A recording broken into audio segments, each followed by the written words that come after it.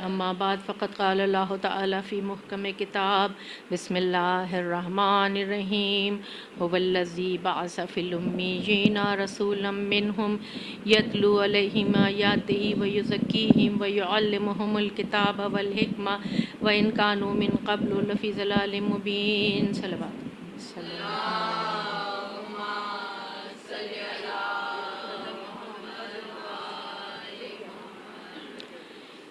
تمام تعریف رب کائنات کے لیے جو اس کائنات کا پیدا کرنے والا ہے، اس کو پالنے والا ہے، اور سب کی باز گشت اسی کی طرف ہے، اور تمام تر درود و سلام محمد و آل محمد کے لیے۔ صلی اللہ محمد و آل محمد۔ جو بارگاہ حق سے دین حق لے کر آئے اور اس کی حفاظت کا انتظام کیا۔ سرنامہ کلام کے لیے جس آیت کی مسلسل تلاوت کا شرف مجھے حاصل ہو رہا ہے، سورہ جمعہ کی آیت نمبر 2 ہے۔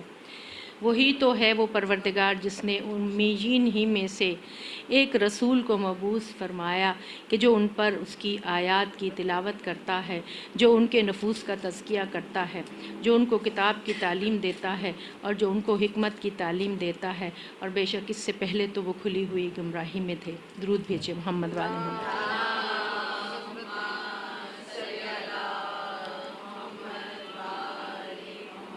ماشاءاللہ آج بھی ذاکرہ موجود ہیں سامعین میں، اور یہ بڑی حوصلہ افزائی کا سبب ہوتا ہے پڑھنے والے کے لیے۔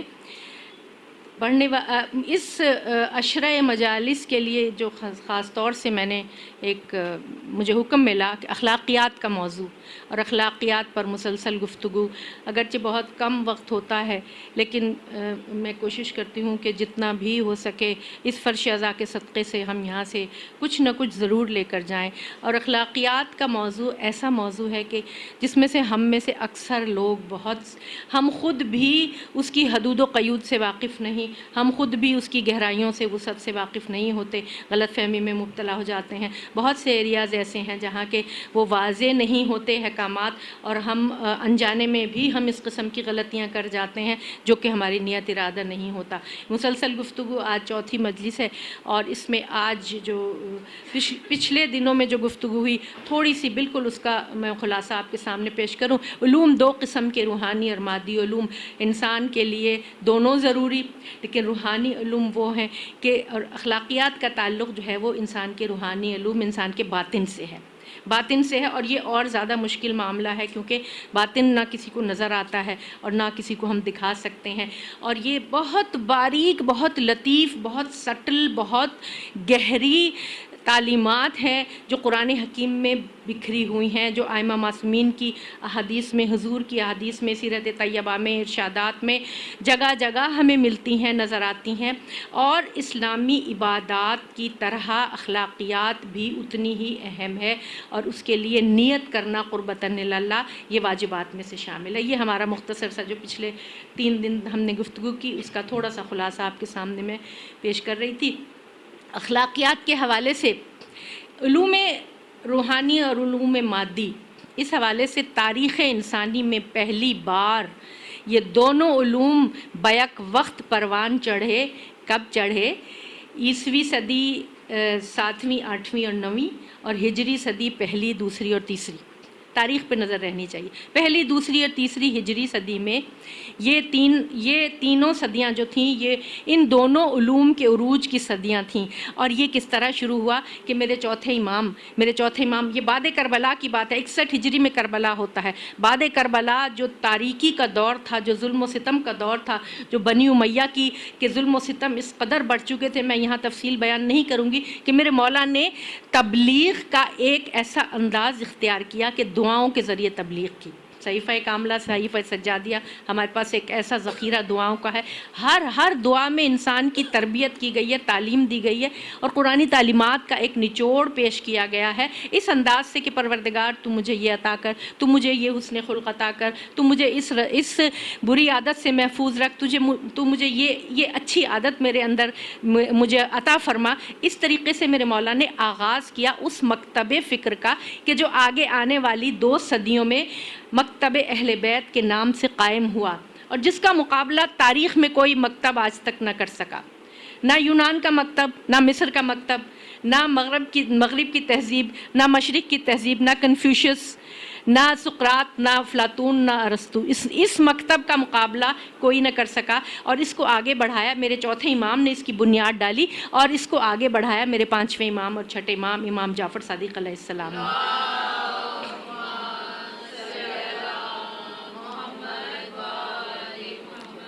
4000 شاگرد میرے مولا کے، جو بلاد اسلام سے، مختلف ممالک سے، روم سے، مصر سے، یمن سے، ایران سے، اور شام سے، اور سب جگہ، مکہ سے، مدینہ، سب جگہ سے آتے۔ یہ 2 مدرسے مدینہ میں بھی قائم ہوئے اور اس کے بعد کوفہ میں قائم ہوئے، اور کوفہ اور نجف اشرف کا حوزہ علمیہ جو آج ہمارے لیے افتخار کا باعث ہے، یہ میرے مولا نے قائم کیا تھا، یہ میرے چھٹے امام نے قائم کیا تھا۔ اور وجہ یہ تھی کہ بنی عباس اور بنی امیہ آپس کی چقلس میں اقتدار کی خاطر رسہ کشی میں مبتلا تھے، اور جب یہ ظالم حکمران آپس میں مصروف تھے تو معصومین کو تھوڑا سا موقع مل گیا کہ انہوں نے علوم اہل بیت کی، علوم قرآن کی، علوم پنجتن پاک کی ترویج و اشاعت کا ان کو موقع مل گیا، ورنہ ہر معصوم کی یہ کوشش تھی کہ اپنے زمانے میں قرآنی تعلیمات، اسلامی تعلیمات کو عام کرے، لیکن کسی کو قید میں رکھا گیا اور کسی کو زبردستی ولی عہد بنا کر اپنے اس طریقے سے رکھا گیا کہ لوگوں پہ یہ ظاہر کیا کہ یہ ہمارے ولی عہد ہے اور ہماری حکومت انہی خطوط پر ہے جو کہ ان کی تربیت ہے۔ بہرحال منافقت کی ایک تاریخ ہے ہمارے سامنے، جس کے سامنے ائمہ معصومین نے حتی الامکان ہر زمانے میں جیسے بھی ہو سکا تعلیمات اسلامی کو عام کیا، اور یہ مکتب فکر جو فقہ جعفریہ جو آج ہمارے پاس ہے، یہ اسی زمانے میں مرتب ہوا۔ فقہ، حدیث، تفسیر، علم کلام، علم عرفان، علم طب، علم کیمیا اور فزکس، اور علم حیات اور علم جغرافیہ، جتنے علوم ہمیں ابھی نظر آتے ہیں یہ سارے علوم پڑھائے جاتے تھے۔ تجربہ گاہیں تھیں، وہاں لیبارٹریز تھی، اور جن بڑے بڑے علماء کے نام ہمیں نظر آتے ہیں جو میرے مولا کے شاگردوں میں شامل تھے، جابر ابن حیان تھا، محمد ابن مسلم تھا، ابن الحسم تھا، فارابی تھا، عباس فرغانی تھا، اور بہت سارے ایسے لوگ کہ جن کی کتابیں یورپ کی یونیورسٹیز میں پڑھائی جاتی تھیں اور اب بھی پڑھائی جاتی ہیں۔ وہ جابر کو وہ گیبر کہہ دیں وہ ایک الگ بات ہے کہ نام چھپانا چاہیں، اور وہ اعزاز مسلمانوں کو نہ دینا چاہیں وہ ایک الگ بات ہے، لیکن بابائے کیمیا، فادر آف کیمسٹری کہلاتا ہے، اور وہ اپنا ہر باب شروع کرتا ہے کہ فرمایا میرے آقا و مولا جعفر صادق علیہ السلام نے۔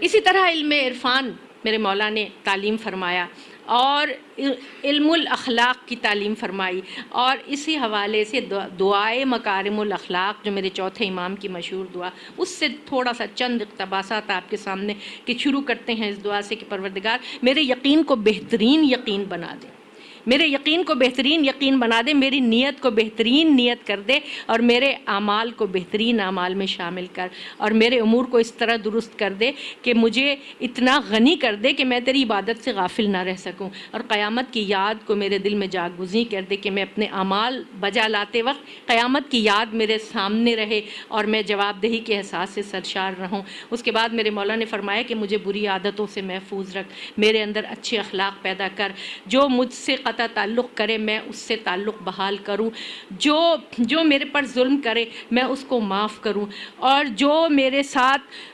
دکھاوے کے طور پہ ملے میں اس سے خلوص سے ملوں۔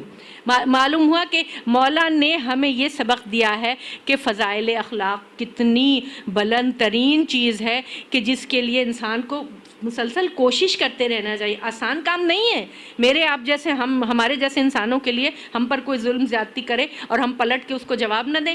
میرے مولا نے فرمایا تو مجھے توفیق عطا کر کہ اگر مجھ پر کوئی ظلم زیادتی کرے تو میں عفو درگزر سے کام لوں، میں اس کو معاف کروں، میں اس کے ساتھ بھلائی کروں، میں اس کے ساتھ اچھا سلوک کروں۔ اور یہ اہل بیت کی جو اہل بیت کے کردار میں اور اہل بیت کی سیرت میں جگہ جگہ ہمیں ایسی مثالیں نظر آتی ہیں ائمہ معصومین کے حوالے سے، امام حسن علیہ السلام کے حوالے سے کہ آپ کا علم کس درجے کا تھا کہ ایک مرتبہ آپ مدینہ میں تشریف لے جا رہے تھے کہ ایک شخص شام سے ایک شخص آیا جو گھوڑے پر سوار تھا، اور اس نے آ کے امام کو جب دیکھا تو نازیبا کلمات اپنے منہ سے اس نے بلا روک و ٹوک بیان کرنے شروع کر دیے، شان میں بے ادبی کی اور بہت نازیبا گستاخی اس نے کی۔ میرے مولا سنتے رہے خاموش۔ اس کے بعد آپ نے کہا اے شخص ایسا معلوم ہوتا ہے کہ تم مسافر ہے، تو تھکا ہوا ہے، تیرے پاس زیادہ راہ نہیں ہے، یا تجھے بھوک لگی ہوئی ہے، میں تیری ہر ضرورت پوری کرنے کے لیے تیار ہوں۔ دسترخوان تو میرے مولا کا پورے مدینے میں پھیلا ہوا تھا، مولا نے اس کی ضرورتوں کو پورا کیا، اس کو کھانا کھلایا، اس کو زیادہ سفر دیا، اس کو گھوڑا دیا، یہاں تک کہ آخر میں وہ شخص جو تھا وہ قدموں میں گر پڑا اور کہنے لگا آج سے پہلے میں آپ کا دشمن تھا، لیکن آج کے بعد آپ سے زیادہ مجھے عزیز کوئی نہیں۔ درود بھیجیے محمد والے محمد۔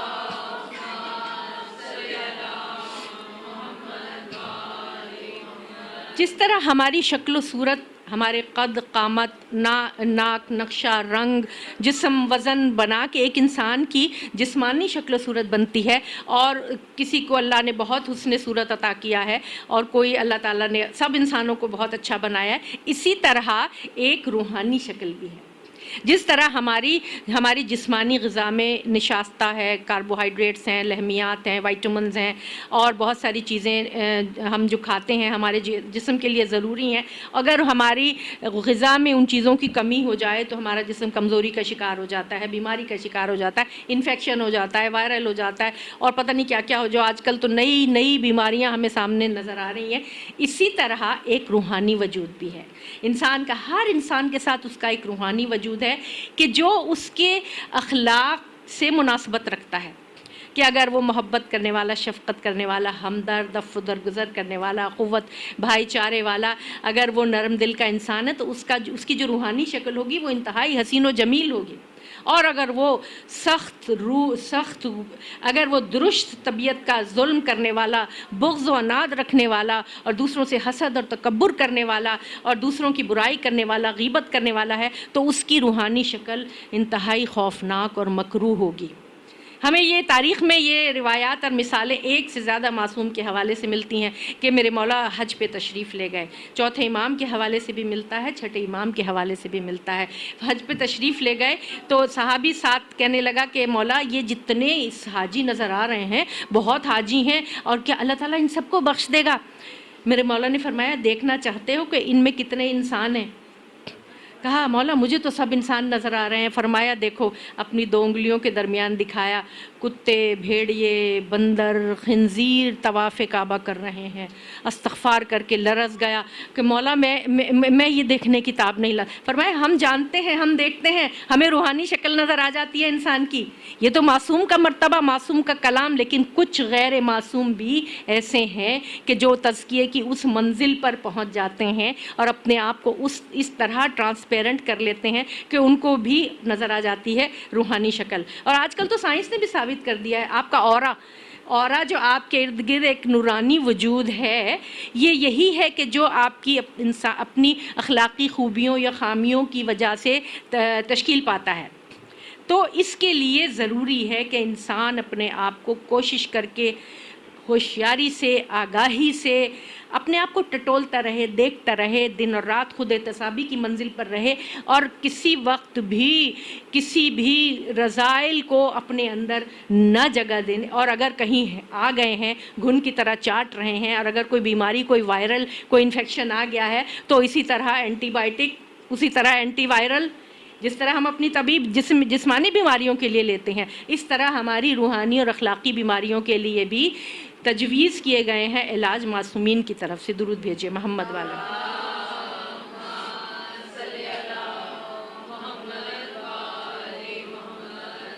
بہت ادب کے ساتھ اور ہاتھ جوڑ کے سب سے آج کچھ رذائل اخلاق کا ذکر، کچھ برائیوں کا ذکر، اور ہرگز یہ نہ سوچیے گا کہ اللہ نہ کرے مکتب اہل بیت سے کے ماننے والے یا فرش اعضاء سے جو لوگ منسلک ہیں یہ برائیاں، یہ امراض ان میں پائے جاتے ہیں، نہیں، ایسی بات نہیں ہے، لیکن ہمیں پتہ ہونا چاہیے، ہم سب کو پتہ ہونا چاہیے، اور اس کے لیے ہمیں آگاہ رہنا چاہیے کہ کون سی برائیاں ایسی ہیں جو خاموشی سے ہمارے اندر داخل ہو جاتی ہیں، ہمیں پتہ بھی نہیں چلتا، اور وہ اتنی بڑھ جاتی ہیں کہ اس کے بعد جب دیکھتے ہیں تو اس کو ختم کرنا، اندر سے نکالنا، اس کی سرجری کرنا، اس کینسر کی کیمو تھراپی کرنا یا ریڈیو تھراپی کرنا کتنا مشکل ہو جاتا ہے اور کتنا تکلیف دہ ہو جاتا ہے۔ کچھ رذائل، کچھ برائیاں ایسی ہیں کہ جو انسان کو اندر سے کھا جاتی ہیں، ان میں سے کچھ ایک ہے چغل خوری، تکبر، نفاق، تعصب، حسد، ایک دوسرے کو نیچا دکھانے کی کوشش کرنا، بغض، عناد، اور ایک دوسرے کو الزام دینا، غیبت، بہتان تراشی اور اس قسم کی، اور آئندہ آنے والے دنوں میں انشاءاللہ تفصیل سے گفتگو رہے گی۔ آج تھوڑی سی گفتگو اس حوالے سے کہ چغل خور کون ہے؟ وہ شخص کہ جو معاشرے میں ایک کے خلاف دوسرے کو بھڑکا کر لڑائی جھگڑا فساد پھیلاتا ہے۔ ہمارے گھروں میں زیادہ تر مسائل جو پیدا ہوتے ہیں وہ اسی وجہ سے پیدا ہوتے ہیں، اور یہ کہ اس کی بات اس کو لگائی اور اس کی بات اس کو لگائی، چاہے وہ کسی نے اگر ایسے ہی کہہ بھی دیا تو اس کی بات اٹھا کے دوسرے تک پہنچانا اور ان کے آپس میں لڑائیاں جھگڑے کروانا۔ یہ فرمایا میرے مولا نے کہ بدترین ہے وہ شخص تم میں سے جو چغل خور ہے، جو دوستوں میں جدائی ڈلواتا ہے، جو لوگوں میں دشمنی پیدا کرتا ہے اور ان کے دلوں کو ایک دوسرے سے جدا کرتا ہے۔ بدترین ہے تم میں وہ چغل خور۔ اگر کوئی بات پتہ چل بھی گئی کسی کی، فرض کریں، تو اس پہ پردہ ڈالنا، اس کو چھپانا، اس کو دور کرنا، یہ معاشرے میں امن و سکون، اطمینان، محبت، اخوت، رواداری پھیلانے کے لیے یہ عمل کرنا ضروری ہے، اور چغل خوری سے دور رہنا۔ بچپن ہی سے اگر بچہ معصوم ہے، نہ سمجھ ہے، آ کے وہ اس قسم کی کوئی بات آپ سے کرتا ہے، ماؤں کا فرض ہے کہ وہیں اسے روکیں، وہیں اس کو روکیں، تاکہ یہ عادت اس میں پروان نہ چڑھ سکے، تاکہ یہ عادت آگے بڑھ کے اس میں یہ عادت پکی نہ ہو جائے۔ اور یہی وجہ ہے کہ جو سسرالوں میں عام طور پہ یہ اس قسم کے جھگڑے ہوتے ہیں کہ سسرال کی چغلی میکے میں جا کے اور آپس میں دیورانی کی اور جٹھانی۔ میں اس لیے یہ باتیں کرتی ہوں کہ ان کا تعلق ہماری عملی زندگی سے ہے۔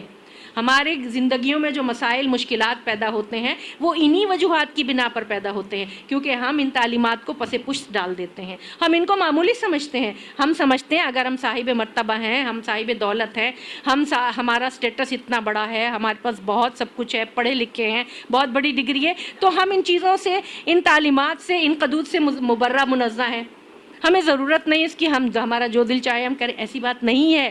کوئی، میں اس سے پہلے بھی عرض کر چکی ہوں، کوئی سٹیٹس، مرتبہ، دولت، جاہ و حشم، فیشن، گلیمر، کوئی بھی حسن اخلاق کا مقابلہ نہیں کر سکتا۔ حسن اخلاق کا وہ مقام ہے، عبادت میں شامل ہے۔ بوئستو لِأُتَمِّمَ مکارم الاخلاق، میری بعثت کا مقصد ہی مکارم اخلاق کی تکمیل ہے۔ وَإِنَّكَ لَعَلَىٰ خُلُقٍ عَظِيمٍ، بے شک آپ اخلاق کے اعلیٰ ترین مرتبے پر فائز ہیں۔ درود بھیجیے محمد والے۔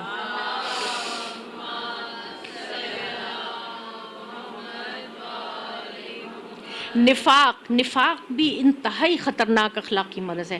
نفاق کے دو لیول ہیں، ایک دین کا لیول ہے نفاق، اور ایک ہے آپس کے تعلقات کا، ایک یہ لیول ہے۔ دین کے لیول میں سورہ منافقون میں جگہ جگہ منافقوں کی جو مذمت کی گئی ہے اور بہت تفصیل سے بتایا گیا ہے کہ یہ اتنا خطرناک مرض ہے کہ منافق جو ہیں وہ آپ اپنے منہ سے تو کہتے ہیں کہ آپ اللہ کے رسول ہیں، بات تو سچی ہے، لیکن یہ جھوٹے ہیں، یہ جھوٹے ہیں، اور یہ وہ لوگ ہیں کہ جو دکھاوے کے طور پر آپ کے ساتھ ملے ہوئے ہیں، دکھاوے کے طور پر آپ کی دوستی کا دم بھرتے ہیں، لیکن دراصل آپ کے دشمن ہیں، ہر موقع کی تلاش میں رہتے ہیں کہ کس طرح مسلمانوں کی جڑیں کاٹی جائیں۔ اسی لیے منافقوں کے متعلق جو ذکر ہے، جو آیات نازل ہوئی، وہ مدینے میں نازل ہوئی، مکہ میں نازل نہیں ہوئی۔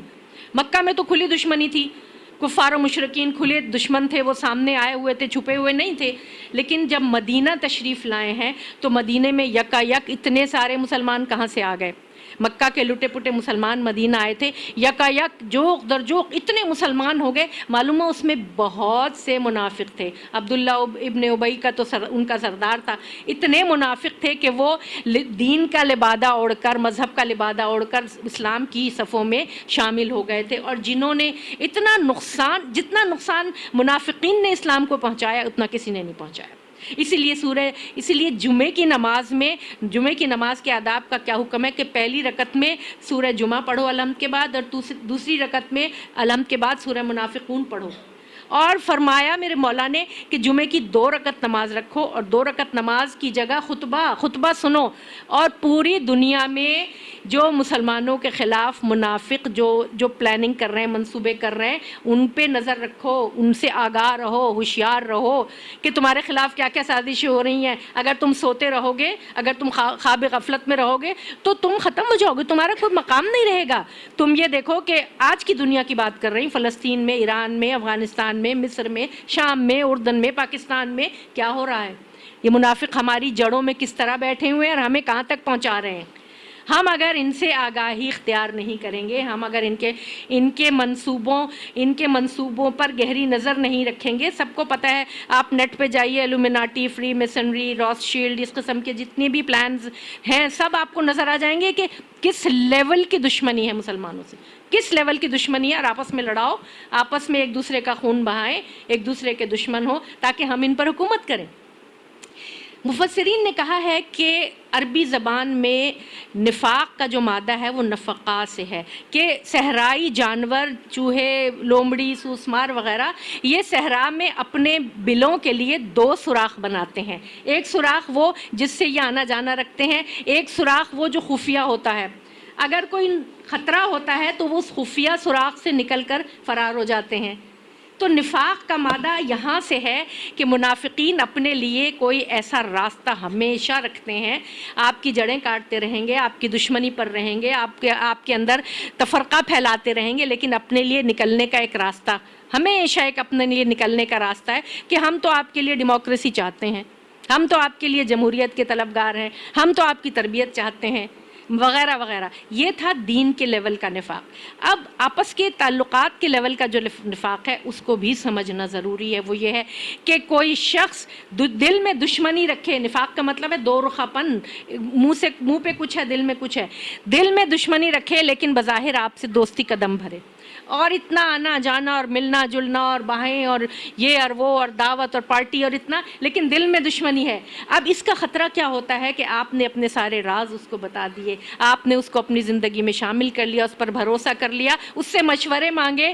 جس نے آپ کو جو مشورے دیے وہ آپ کے خلاف، آپ کے مفادات کے خلاف مشورے دیے. اس کے علاوہ کبھی کبھی اپنی بزنس میں بھی شامل کر لیا، رشتہ داریاں بھی قائم کر لیں، اور پھر اس کا نتیجہ انتہائی خطرناک ہوتا ہے کہ وہ آپ کو ایسی جگہ لے جا کے آپ کو نقصان پہنچاتا ہے کہ جہاں سے فرار کی راہ بھی نہیں ہوتی. منافقوں کو پہچاننا انتہائی مشکل کام ہے، وہ اس لیے کہ ان کے چہروں پر نقابیں پڑی ہوئی ہوتی ہیں، نقاب ہوتی ہے. اس کے علاوہ معاشرے میں اس طرح وہ ان کی فیبریکیشن میں اس طرح شامل ہو جاتے ہیں کہ ان کو ہر ایک سے تعلقات ہیں، ہر ایک سے ملنا جلنا ہے، ہر ایک کی دعوت ہو رہی ہے، ہر ایک کو تحفے جا رہے ہیں، ہر ایک کے ساتھ آگے بڑھ کے فوٹو بھی کھنچوائے جا رہے ہیں، سب کچھ ہو رہا ہے. تو آپ ان کو نکال ہی نہیں سکتے معاشرے میں سے. اس لیے نفاق کو پہچاننا اور خود بھی دور رہنا اور منافقوں سے دور رہنا کہ کوئی منافق ہمارے قریب نہ آنا پائے. منافق کی نشانیاں میرے مولا نے کیا بتا دی تھی کہ جب بھی وعدہ کرے اس کو پورا نہ کرے، ٹھیک ہے نا، جب وعدہ کرے جو پورا نہ کرے، جب بھی کوئی بات کرے تو جھوٹ بولے، جب کوئی بات کرے تو جھوٹ. تو پہچان لیجئے، ذرا احتیاط کیجئے. اسی لیے فرمایا گیا کہ تعلقات قائم کرنے سے پہلے آزما لو، اس کے بعد تعلقات قائم کرو، کہیں ایسا نہ ہو کہ تم مصیبت میں گرفتار ہو جاؤ. درود بھیجیے محمد والے.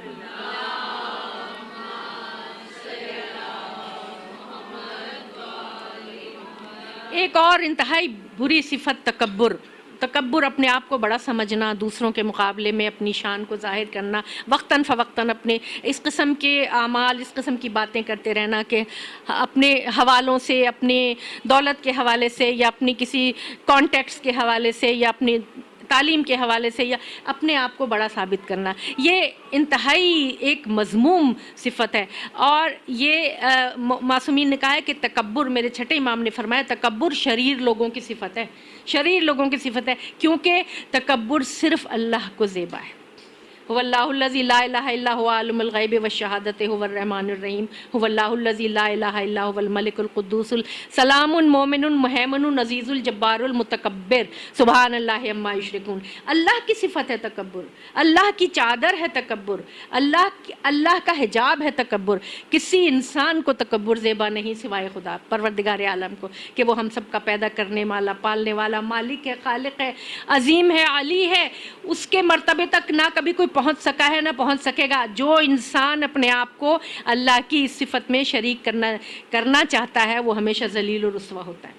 ہمیشہ ذلیل و خوار ہوتا ہے. متکبرین نہ صرف یہ کہ وہ اپنے لیے مصیبت کا سامان کھڑا کرتے ہیں، کیونکہ تکبر دو وجوہات کی بنا پر پیدا ہوتا ہے، یا تو احساس برتری کی بنا پر، یا اپنی روح میں احساس کمتری کی بنا پر. جو احساس کمتری انسان کی روح میں ہے، انسان کو پتہ ہے کہ میرے اندر اتنی خامیاں ہیں، ان خامیوں کو دور کرنے کی بجائے، ان کو چھپانے کی بجائے ان کو تکبر کے اظہار سے سامنے سے لایا جاتا ہے، گویا یہ خامیاں میرے اندر ہیں ہی نہیں. اور دوسروں کو نیچا دکھانا، دوسروں کو ذلیل کرنا، یہ حقیقت پسندی کے بھی خلاف ہے. حقیقت یہ ہے کہ کوئی انسان بھی کامل نہیں، ہر انسان میں خوبیاں بھی ہیں، خامیاں بھی ہیں. کسی میں ہم سے زیادہ بہت خوبیاں ہیں. اگر حقیقت پسند ہے تو اس کی بھی خوبی کا اعتراف کرے گا، I am okay, you are okay. لیکن اگر حقیقت پسند نہیں ہے تو اس کی خوبی کو کبھی بھی اس کی خوبی کی تعریف نہیں. آپ نے ایسے لوگ دیکھے ہوں گے، میں نے تو دیکھے ہیں، جو کبھی کسی کی خوبی کی تعریف نہیں کرتے، اپنے آپ کو بس بڑھا چڑھا کے بیان کرتے ہیں. ہماری اولاد اتنی قابل، ہم خود جو ہیں وہ اتنا سلیقہ مند، ہمارا پیسہ، ہماری دولت، ہمارا سٹیٹس، ہمارا ایکسپوجر، ہمارا ٹریول، سنی ہوں گی نا اس قسم کی باتیں، معاف کیجیے گا یہ گراں گزر رہی ہوں گی، لیکن یہ انتہائی ضروری چیزیں ہیں، انتہائی ضروری کہ ہم سب اس میں شامل ہو سکتے ہیں انجانے میں.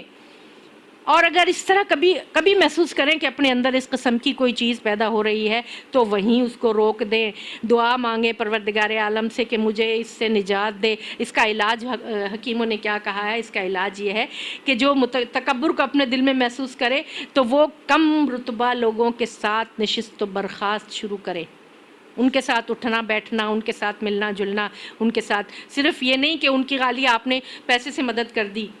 مزدور طبقہ میرے آپ کی مدد کرنے کے لیے ہمارے گھروں میں، سب کے گھروں میں آتے ہیں، صفائی کرنے آتے ہیں، کھانا پکانے کے لیے آتے ہیں، اور یہ بہت بڑے، ان کا تو احسان ماننا چاہیے. میں تو اٹھتے بیٹھتے ان کا احسان مانتی ہوں کہ یہ مجھے اتنا وقت دے دیتے ہیں کہ میں کوئی تھوڑا سا مطالعہ کر لیتی ہوں، ورنہ وقت نہیں مل سکتا. گھر کے کاموں سے، ہم خواتین کو گھر کے کاموں سے ہرگز وقت نہیں مل سکتا.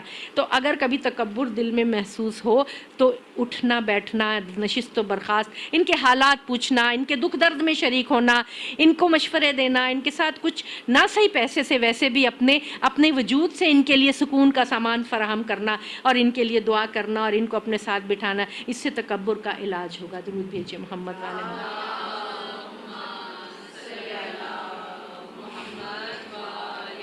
میرے پاس وقت ختم ہو گیا اور ابھی بہت بیان کرنا ہے، انشاءاللہ کل کریں گے. آج میں ان دو بچوں کا حال پڑھنا چاہتی ہوں جن کی والدہ لاہور میں ہے، بی بی پاک دامنہ. ہم بہت کم لوگ شاید اس بات سے واقف ہیں. بی بی پاک دامنہ جناب مسلم بن عقیل کی زوجہ ہیں، جناب عباس کی بہن ہے، مولا علی کی بیٹی ہیں، جناب رقیہ مولا علی کی بیٹی ہیں. اور ہمیں اعزاز حاصل ہے ہمارا کہ وہ ہمارے ملک میں ہم وہاں موجود ہیں. یہ الگ بات ہے کہ منافق حکومتوں نے ان کو ابھی پچھلے دنوں ایران کا ایک وفد آیا تھا، اور انہوں نے یہ ریکویسٹ کی تھی کہ ہمیں اس مزار کی اگر آپ مجاوری دے دیں تو ہم اس کو اپنے حساب سے اس کو صاف ستھرا کر کے اور اس کو شان و شوکت سے ہم اس کو بنائیں. لیکن پتہ چلا کہ ابھی تک کچھ اس قسم کا کوئی فیصلہ ہوا نہیں ہے. دعا ہے کہ اللہ کرے ہو جائے تاکہ یہاں بھی پھر زائرین بھی آئیں اور سب کو ان کی عظمت کا پتہ چلے کہ کتنی عظیم بی بی وہ ہیں کہ جن کے 4 بیٹے شہید ہوئے، جن کے شوہر شہید ہوئے، جن کے 4 بھائی شہید ہوئے. یہ بی بی رقیہ ہیں کہ کربلا میں ہمیں کیسا نظر آتا ہے، قربانی کا وہ کیا جذبہ نظر آتا ہے، اور وہ مساوات نظر آتی ہے کربلا میں کہ وہ ایک حبشی غلام جون بھی کہ جو آیا اور جب وہ شہید ہوا، میرے مولا نے اس کا سر اٹھا کے اپنے زانو پہ رکھنا چاہا، وہ بار بار اپنا سر نیچے لے جاتا تھا، وہ زانو پہ نہیں. مولا نے فرمایا تم ایسا کیوں کر رہے ہو؟ کہا کہ مولا میرا خون، سیاہ خون، میرا بدبودار خون آپ کے کپڑوں پہ لگ جائے گا، آپ کے طاہر لباس پر لگ جائے گا. مولا نے دعا کی تو جون کے خون سے ایسی خوشبو اٹھتی رہی کہ گنج شہیداں میں لوگ دیکھتے تھے، سونگتے ڈھونڈتے تھے کہ یہ خوشبو کہاں سے آ رہی ہے، تو جان کے خون سے وہ خوشبو آ رہی تھی۔ تو ان دونوں بچوں کا ذکر تاریخوں نے لکھا ہے۔ کچھ لوگ لکھتے ہیں کہ یہ جناب مسلم بن عقیل کے ساتھ کوفہ گئے تھے، کچھ لکھتے ہیں کہ نہیں، جب کربلا میں بھگدڑ مچی تھی تو ان دونوں بچوں کو گرفتار کر لیا تھا، ان کو گرفتار کر کے کوفہ کے زندان میں ڈال دیا تھا۔ محمد اور ابراہیم 1 سال گزر گیا، 1 سال کے بعد زندان بان کو انہوں نے بتایا، زندان بان کو پتہ نہیں تھا۔ دیکھیے ذرائع ابلاغ کیسے تھے کہ لوگوں کو پتہ نہیں تھا کہ کون سا گھر اجڑ گیا، کون سے خاندان پر یہ مصیبت ٹوٹ گئی۔ زندان بان کو انہوں نے جب بتایا کہ ہم خانوادہ اہل بیت سے تعلق رکھتے ہیں، وہ قدموں میں گر پڑا۔ انہوں نے کہا شہزادو تم آزاد ہو جانا، رات کو میں در زندہ کھول دوں گا۔ بچے رات کو نکل گئے، کوفہ کی گلیوں میں پھر رہے ہیں کہ ایک جا کے دیکھا کہ وہاں دریا کے کنارے ایک درخت ہے، ڈر کے مارے درخت کے اوپر چڑھ گئے۔ ایک کنیز صبح پانی بھرنے کے لیے آئی تو اس نے دیکھا کہ 2 چاند پانی میں نظر آ رہے ہیں۔ اس نے آنکھ اٹھا کر دیکھا کہ 2 بھائی گلے میں بائیں ڈالے درخت پر بیٹھے ہیں۔ کنیز نے کہا تم نیچے اتر آؤ، مجھ سے ڈرو مت، نیچے اتر آؤ۔ وہ نیچے اتر آئے اور کہا تم کون ہو؟ بتایا ہم خاندان اہل بیت کے ہیں۔ وہ انہیں اپنے گھر لے گئی، مومنہ تھی اس گھر کی مالکن، لیکن اس گھر کا جو مالک تھا حارث ملعون، وہ بادشاہ کا وفادار تھا، انتہائی ظالم تھا، انتہائی شقی تھا۔ جب یہ بچے زندان سے فرار ہوئے ہیں تو حارث نے گھر آ کے اپنی بیوی سے کہا 2 بچے زندان سے فرار ہوئے ہیں، اور مالک نے، بادشاہ نے ان کی گرفتاری پر بہت بڑا انعام رکھا ہے۔ میں ان بچوں کی تلاش میں ہوں کہ میں انہیں گرفتار کر کے میں حوالے کروں حاکم کے تاکہ میں انعام پاؤں۔ اس مومنہ نے کہا ارے ملعون کیوں گناہ کماتا ہے، کیوں اہل بیت پر ظلم کرتا ہے؟ وہ کسی صورت نہ مانا۔ مومنہ نے بچوں کو کھانا کھلا کر، ان کے لباس تبدیل کرا کر کمرے میں ایک اندر حجرے میں سلا دیا تھا۔ بچے رات کی تاریکی میں جب سو رہے تھے تو اچانک خواب سے ڈر کے بیدار ہوئے اور بلند آواز میں رونے لگے۔ ایک بھائی نے دوسرے بھائی سے اپنا خواب بیان کیا کہ میں نے ابھی دیکھا ہے خواب میں، بابا کہتے ہیں کہ تم بہت جلد ہم سے آ کے ملو گے۔ دونوں بھائی رونے لگے، گلے میں باہیں ڈال کے۔ حارث ملعون کی آنکھ کھلی، یہ کون ہے گھر میں؟ اس کی بیوی نے بہت روکنا چاہا، بہت ٹالنا چاہا، لیکن وہ ظالم نہ مانا۔ وہ حجرے میں گیا، بالوں سے پکڑ کر بچوں کو باہر لایا اور کہا میں تمہیں سب جگہ ڈھونڈتا پھرتا تھا، تم تو میرے گھر میں موجود تھے۔ ان کو لے گیا دریا کے کنارے، ان کو لے گیا دریا کے کنارے۔ بچے سمجھ گئے کہ ہمارا آخری وقت ہے، اہل بیت کے گھرانے کے بچے ہیں، کہنے لگے ہمیں 2 رکعت نماز پڑھنے دے، ہمیں 2 رکعت نماز پڑھنے دے۔ 2 رکعت نماز پڑھی، کہا پروردگار ہمارا اور اس ظالم قوم کا فیصلہ تو کرنا۔ بڑے بھائی نے کہا پہلے میری گردن کرو، چھوٹے بھائی نے کہا نہیں پہلے مجھے قتل کرو۔ وہ ملعون، وہ درندہ صفت، اس نے تلوار ماری اور تن کو، جسم کو دریا میں پھینک دیا اور سر ہاتھ سے پکڑ لیا، زلفوں سے پکڑ لیا۔ وہ بھائی کا تن جو تھا، وہ جسم جو تھا، وہ نہر پر، دریا پر کھڑا رہا، آگے نہیں بڑھا۔ جب دوسرے بھائی کا سر تن سے جدا کیا اور اس کا جسم پانی کے حوالے کیا تو دونوں بھائیوں نے ایک دوسرے سے لپٹ گئے اور وہ دونوں کی لاشیں دریا بہا کے لے گیا۔ یہ ملعون حارث جب یہ ننھے سر حاکم کے پاس لے کر پہنچا تو حاکم نے کہا تجھے ان پر رحم نہ آیا، ان معصوموں کو تو نے کیسے بے دردی سے قتل کیا؟ لکھا ہے مقاتل نے کہ اس ملعون کو بھی پھر حاکم نے اسی طرح سر تن سے اس کا جدا کیا۔ ہائے ہم پرسہ دیتے ہیں بی بی رقیہ کو، ان کے بیٹوں کا، ان کے بھائیوں کا، ان کے شوہر کا، لا لعنت اللہ علی القوم الظالمین۔